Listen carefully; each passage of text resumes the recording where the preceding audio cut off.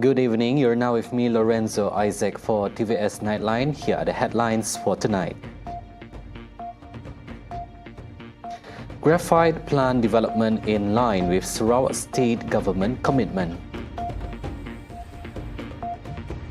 Sarawak is the ideal setting for a graphite manufacturing plant. Sarawak to host state-level Chinese New Year open house in Kuching.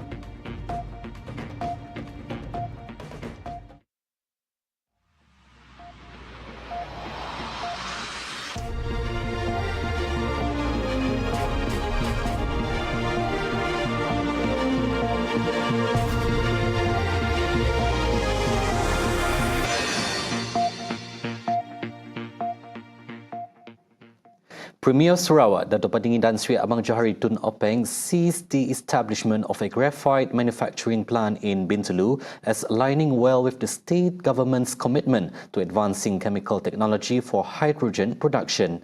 Abang Johari emphasizes that the partnership between SCDC Energy and Galois New Energy comes at a strategic time for the state, as the state is keen on exploring opportunities in the electric vehicle EV industry and boosting economic growth.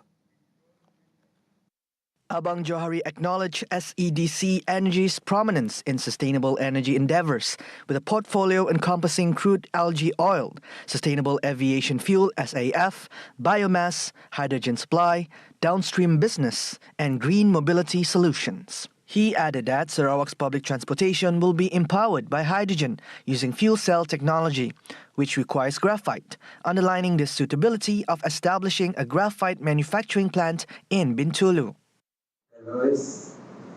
It has operation in Madagascar, and it is a powerhouse in graphite production. And their specialties are high-quality graphite, characterized by a perfect crystalline structure, and make them the ideal partner for Sarawak's growing hydrogen sector. He said this in his speech when witnessing the signing of a Memorandum of Understanding between SEDC Energy Senjan Berhad and Galois New Energy Materials M Senjan Berhad in Kuching earlier today. Previously, the collaboration was geared to expedite the development and establishment of a prestigious graphite manufacturing plant, producing high-end spherical natural graphite and synthetic graphite in Samalaju Industrial Park, Bintulu, Sarawak. The total investment is valued at $1.5 or approximately 6.3 billion ringgit. The selection of Sarawak as the location for a $1.5 billion graphite manufacturing plant is attributed to its strategic position, friendly citizens, and clean, affordable electricity tariffs. President of the Galois Group of Companies, George Liu, said that this project entails the development of 380 acres of land in 3 stages, commencing in 2025, with a power demand of 100 megawatts and gradually escalating to 500 megawatts after 3 years, ultimately achieving an annual output of 400,000 tons of product. Sarawak is a beautiful state in Malaysia, with good earth, very kind people, and affordable hydropower. All of these are essential factors for us to choose Sarawak as our production base. Our project involved the development of 380 acres of land in 3 stages, starting in 2025 with a power demand of 100 megawatts and gradually increasing to 500 megawatts after 3 years, while achieving an annual output of 400,000 tons of products. The collaboration with SEDC Energy will ensure we have shared values, innovation, and a collective vision for the future of EV sector and hydrogen energy sector.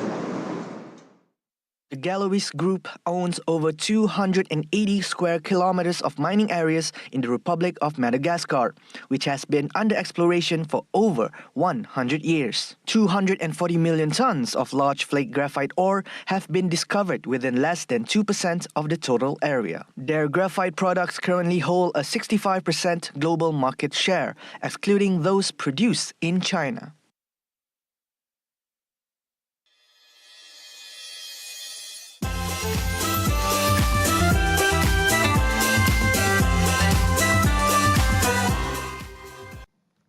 The first ever state-level Chinese New Year celebration is expected to draw a crowd of over 5,000 guests, including members of the public. Deputy Premier Dato' Amar Dr. Sim Kui Han thanked Premier of Sarawak, Dato' Patinggi Tan Sri Abang Johari Tun Openg, for the state government's dedication to organize the open house on a large scale. Because our Premier has been always very fair, yeah, always remind us to be fair. And then we don't want people to let us say tengok saja, you know. And that's why for traditionally, because it's taken up by our SUPP Chinese New Year Open House, and that's why this year because the SARAWAK government Chinese New Year Open House, the SUPP Chinese New Year Open House is moved to another date, and to this year is moved to Cebu. The open house is expected to be graced by the Yang di-Pertua Negeri Tun Dr. Wan Junaidi Tuanku Jafar and his wife Toh Puan Sri Fauziah Muhammad Sanusi, along with the Premier of Sarawak Dato' Patinggi Tan Sri Abang Johari Tun Openg and his wife Puan Sri Dato' Amar Jumaani Tun Tuanku Bujang. It will also be attended by federal and Sarawak cabinet ministers, head of departments, representatives of associations and households of worships and community leaders. During the celebration, various programs will be held, including the Yi Sang tossing ceremony, cultural performances, traditional dances, and singing performances by the Agora Band from the Sarawak Arts Council. The celebration will be held on February 10 at the Borneo Convention Centre, Kuching, BCCK, from 9 a.m. to 3 p.m. The Ministry of Domestic Trade and Cost of Living, KPDN, will implement the 2024 Chinese New Year festive season maximum price scheme nationwide from February 6 to February 14. Its Minister Dato' Amizan Muhammad Ali said the 9-day maximum price scheme covers 11 controlled items and is enforced through the Price Control and Anti-Profiteering Act 2011 that enable price determination on producers, wholesalers and retailers. He said the retail prices for white prawns are 39 ringgit per kilogram in the peninsula and 35 ringgit per kilogram in Sarawak. In Sabah, the prices are 33 ringgit per kilogram on the west coast and 30 ringgit on the east coast, while in Labuan it is 36 ringgit per kilogram. White pomfret weighing between 200 to 400 grams will be sold at a retail price of 42 ringgit in Peninsular Malaysia, 40 ringgit in Sarawak, 30 ringgit in Sabah, and 35 ringgit in Labuan.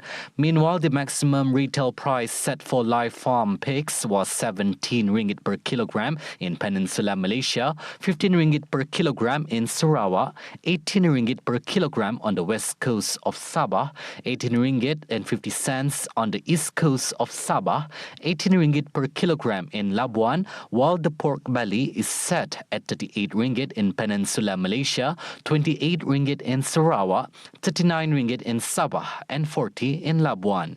As for pork, meat and fat, the price set for Peninsular Malaysia and Sarawak is 27 ringgit per kilogram, Sabah and Labuan 33 ringgit per kilogram, imported round cabbage, Indonesia and China, excluding Beijing, at 3 ringgit and 50 cents per kilogram in Peninsular Malaysia, 3 ringgit in Sarawak, but 4 ringgit and 50 cents in Limbang and Lawas, and 3 ringgit and 50 cents in Sabah and Labuan. Other controlled price items include imported potatoes, China at RM3.50 in Peninsular Malaysia, RM4 in Sarawak, except in Limbang, and Lawas at RM4.50, RM4 in Sabah on the west coast, and RM4.50 on the east coast, and RM4 in Labuan.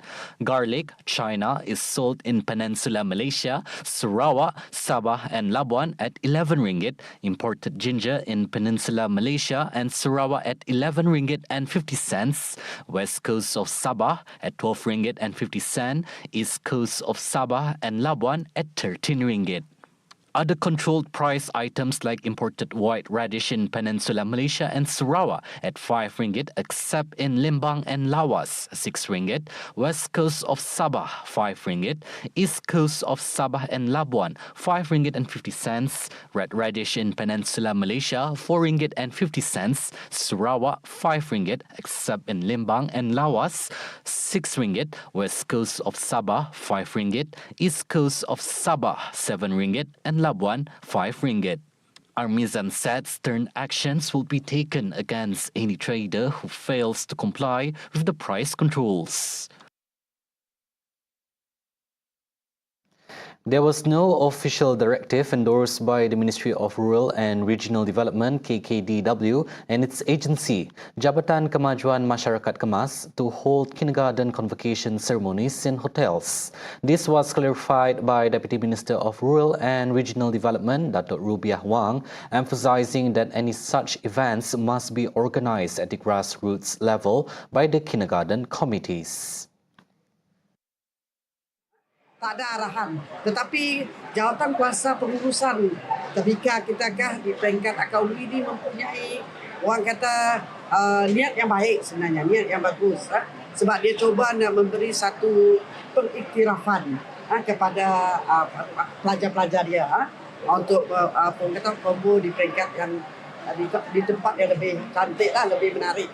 Namun sekarang ini tidak ada, orang kata tidak ada garis panduan, tidak ada arahan, tidak ada pekeliling yang menyatakan convocation perlu ada di hotel.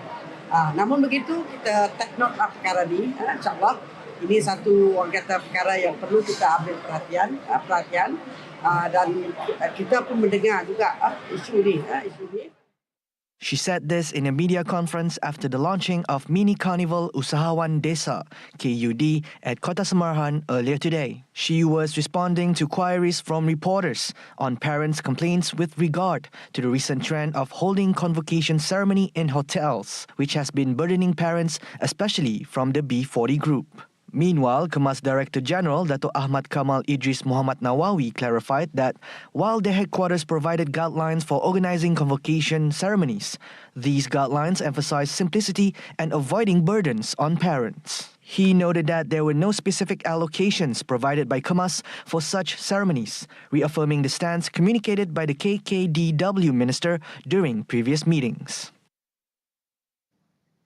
Sarawakian authorities seized an array of drugs valued at nearly RM7.5 million throughout the month of January. The crackdown led to the arrests of 1,221 individuals, including 82 drug dealers. Sarawak Police Commissioner Dato' Mansha Atta revealed that the assets suspected to be the proceeds of a drug trafficking, totaling approximately RM456,566, were also confiscated. In a similar development, he revealed that the police detained 325 individuals and seized various drugs valued at RM64.34.42 during a special operation carried out from January 29 to 31st, 2024. Dalam operasi ini sebanyak 1,197.22 gram pelbagai jenis dadah yang dianggarkan bernilai RM64.42 telah berjaya dirampas, iaitu sabu 303.74 gram, ketamin 1.27 gram, ganja 886.41 gram, pil iramin 5 0.25 gram, serbuk ekstasi 5.5 gram. Jumlah adalah yang dirampas ini boleh digunakan oleh seramai 3,314 orang penagih dadah. He told this to reporters during a press conference at the Sarawak Contingent Police Headquarters in Kuching earlier today.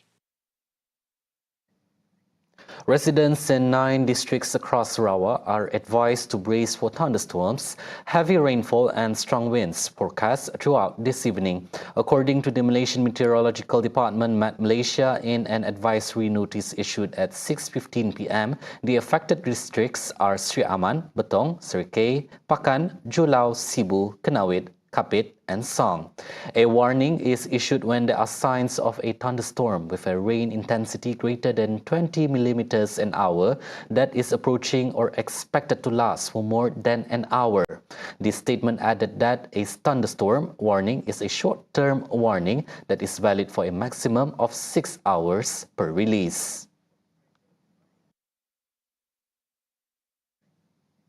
Meanwhile, the Ministry of Domestic Trade and Cost of Living will hold discussions with the Sabah and Sarawak state governments prior to the implementation of any diesel subsidy retargeting programs in both states. Its Minister Dato' Armizan Muhammad Ali said that the discussions are necessary as preparation to determine the groups that will receive the subsidy should the federal government decide to retarget the diesel subsidy and expand it to Sabah and Sarawak. The retargeting of diesel subsidy has not been implemented in Sabah and Sarawak thus far due to the high rate of diesel consumption in both states. Therefore, Armizan urged both Sabah and Sarawak as well as enforcing agencies to be prepared to find the most suitable components and segments that can be proposed for the purpose of diesel subsidy retargeting. If the subsidy is expanded by the federal government, the Papar Member of Parliament said both aforementioned states can submit a proposal to the federal governments recommending the targeting of any segment of society with high consumption through certain mechanism. On February 1st, Armizan announced that the subsidized diesel control 2.0 SKDS 2.0 for land transport, a pilot project by his ministry, was being implemented for 2 months beginning yesterday to provide a mechanism for the retargeting of diesel subsidy. The mechanism is expected to be implemented in the second quarter of this year in the peninsula. In this regard, Armizan said that his ministry also needs the cooperation of all enforcement agencies, including the state governments, to jointly streamline control and enforcement mechanisms so that the illegal smuggling of diesel in Sabah and Sarawak can be curbed. Chief Statistician Datuk Sri Dr. Muhammad Uzir Mahidin said records indicate that more senior citizens have enrolled with Central Database Hub PADU compared to the tech-savvy younger generation.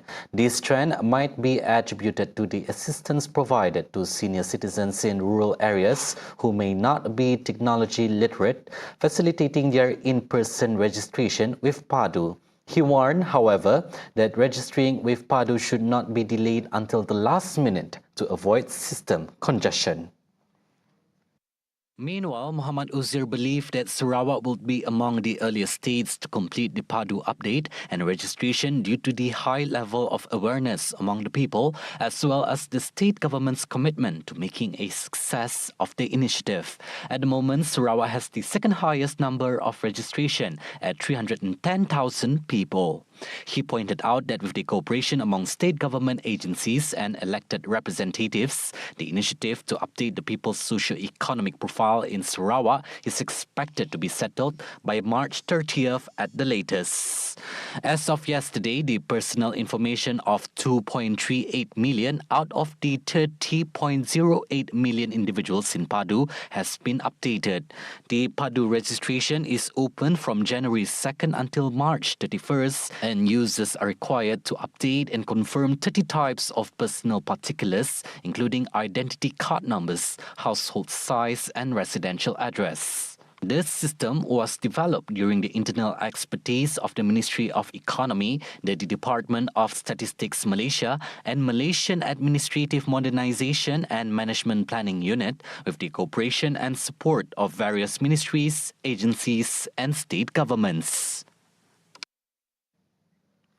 Out of the 50 foreigners randomly screened today at a local shopping centre through the Immigration Department's Omnipresence program, 40 failed to present valid travel documents. According to Kuala Lumpur Immigration Department Director Wan Muhammad Saupi Wan Yusof, all individuals received both written and verbal warnings. Wan Muhammad Saupi Wan Yusof said that this program will continue regularly to ensure foreigners adhere to immigration regulations, preventing the misuse of travel documents. He also issued a warning to employers harboring or employing illegal immigrants, stating that stringent inspections and enforcement measures will be intensified.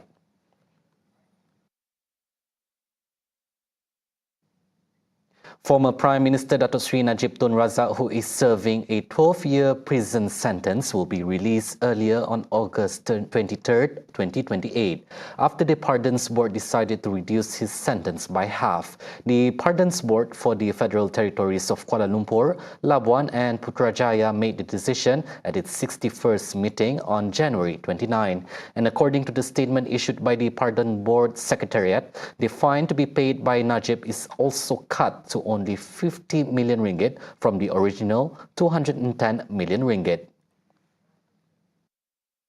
However, the board said if Najib failed to pay the fine, he would have to serve another year in jail, in which the date of his release would be then on August 23, 2029. The 70-year-old Najib, who has been serving the jail sentence at the Kajang prison since August 23, 2022, after being convicted for misappropriating 42 million ringgit in SRC international funds, filed a petition for a royal pardon on September 2, 2022. Meanwhile, on July 28, 2020, the High Court sentenced Najib to 12 years in jail after fining him 210 million ringgit after finding him guilty of 3 counts of criminal breach of trust, CBT, and 1 charge of abusing his position over SRC funds. His appeals against his conviction and sentence were dismissed by the Courts of Appeal in 2021 and August 23rd the following year by the Federal Court, leaving only a royal pardon as his last avenue for freedom. Najib is currently being tried for alleged misappropriation of One Malaysia Development Berhad, 1MDB funds totaling to 2.3 billion ringgit. The former Pekan Member of Parliament is also facing 6 charges of criminal breach of trust involving government funds of 6.6 billion ringgit to pay International Petroleum Investment Company, IPIC, in which the trial will begin in June this year. Meanwhile, Najib is also facing 3 charges of money laundering by accepting proceeds from unlawful activities amounting to 27 million ringgit at the Kuala Lumpur High Court. The trial is set to begin on September 17. On January 19th, Judge K. Muniandi said if the prosecution is unable to proceed with their case on that day, September 17th, the defense is at liberty to file for a discharge not amounting to an acquittal, DNAA, following the representation filed by Najib. Parents not receiving the full 150 ringgit early schooling aid from school administration are urged to report to the Ministry of Education. Education Minister Fadlina Sidek said that the ministry will investigate reports of schools deducting the aid. Tidak boleh dipotong bantuan awal persekolahan ini. Ia mestilah sampai ke tangan ibu bapa jumlah yang diberikan oleh kerajaan Madani ini. Kerana kita yakin dengan bantuan ini dapat meringankan beban ibu bapa insya-Allah. Laporkan pada kita terus untuk kita siasat dan juga sebenarnya yang saya sebut ia mesti jumlah yang diberikan sepenuhnya.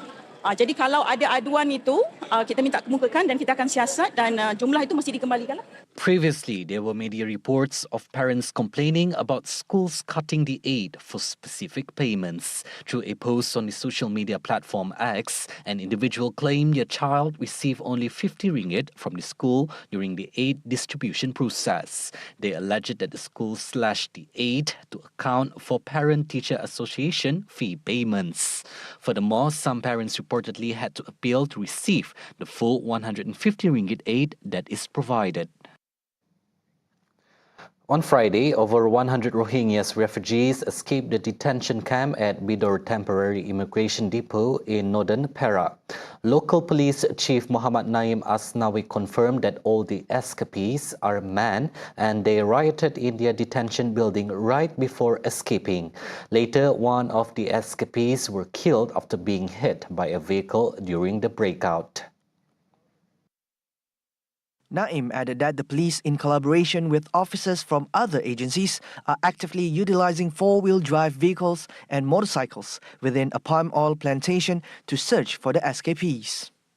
The search area also extends to a nearby forest and streams where the refugees might be hiding. In response, the police have set up roadblocks to aid in the search efforts. The total number of individuals involved in the escape includes 115 Rohingya migrants and 16 others. A single illegal refugee who was caught in the bushes was handcuffed and subsequently transported on a motorcycle. Notably, the individual had a bandage on one leg. As of 4 p.m. today, 4 out of the 130 illegal immigrants who have fled have been recaptured. The reasons behind the riot and subsequent breakout are currently under investigation. Over 100,000 Rohingya individuals reside on the fringes of Malaysian society, engaging in unauthorized employment, often in construction and other low-wage occupations.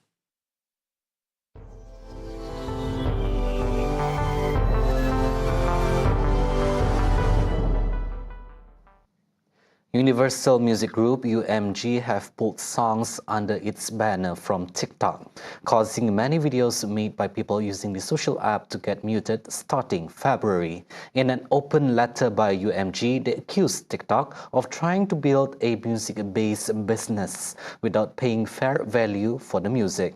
The social media giant replied to UMG in a statement saying that UMG is putting their greed above the interests of their artists. Negotiations are underway between both parties concerning the terms of a new agreement, as the existing contract has already concluded on January 31st. However, the contract has not been extended or renewed thus far. The initial discussions covered various concerns, including fair compensation for artists and songwriters, ensuring online safety for users, and protecting artists from a potential negative impacts of artificial intelligence. UMG expressed that during the negotiation that TikTok attempted to pressure them into accepting a deal valued lower than the previous agreement, significantly below fair market value, and not reflective of TikTok's substantial growth. An undisclosed source informed the media that TikTok should not be categorized or licensed as a music streaming platform. The source highlighted that users cannot play complete songs on the platform. Instead, they are limited to incorporating a maximum of 60 seconds of music into their video creations. Furthermore, the source emphasized that despite TikTok's extensive user base, it contributes only approximately 1% to Universal's overall revenue. In addition to their presence on TikTok, UMG has also copyrighted songs under their label on Facebook. UMG's roster of artists encompasses renowned names such as Taylor Swift, The Weeknd, and Billie Eilish. TikTok, owned by the Chinese company ByteDance, stands as one of the most widely used social media platforms globally, boasting a user base exceeding 1 billion. Ukraine said earlier today that tens of thousands of people were without power after a barrage of 2,000 Russian drones damaged energy infrastructure in the center of the country. The overnight attack echoed the systematic bombardments by the Russian forces last winter that left millions in Ukraine without power, heating, or water for extended stretches. The Air Force said Moscow had launched 24 Iranian-designed drones at Ukraine, where a national energy provider said its facilities in Dnipropetrovsk region were damaged, adding that the defense systems had downed 11. The head of the region, Sergei Lisek, said this led to a power outage for more than 40,000 subscribers, adding that 2 mines were also without power. The energy provider, Ukrenergo, said one of its substations in the city of Kryvyi Rih, President Volodymyr Zelensky's hometown, was damaged during the attack.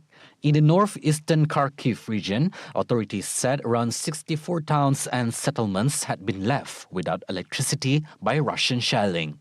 Russia has also accused Ukraine of carrying out drone attacks on its territory. And that's all the updates for TVS Nightline. I'm Lorenzo Isaac. Thank you for watching.